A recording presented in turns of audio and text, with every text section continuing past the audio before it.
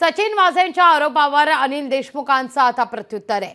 वाझेंचं वक्तव्य म्हणजे फडणवीसांची नवी चाल आहे असं देशमुख म्हणतायत।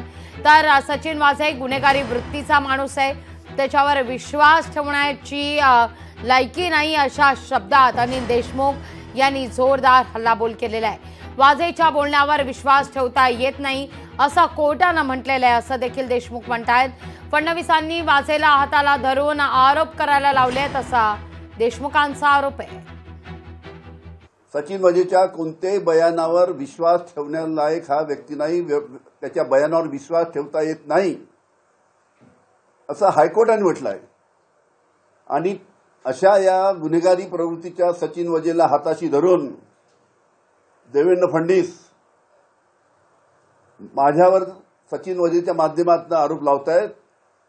त्याच्यामुळे जनतेला हे मी सांगू इच्छितो की मी जे आरोप लावले ते देवेंद्र फडणवीसवर, आणि म्हणून देवेंद्र फडणवीस यांनी सचिन वाझेला पकडून माझ्यावर हे आरोप लावायला सांगितले। पण हायकोर्टाचा आदेश मी परत सांगतो की हा गुन्हेगारी प्रवृत्तीचा सचिन वाझे हा व्यक्ती आहे आणि याच्या कोणत्याही बयानावर, याच्या कोणत्याही स्टेटमेंटवर विश्वास ठेवता येणार नाही।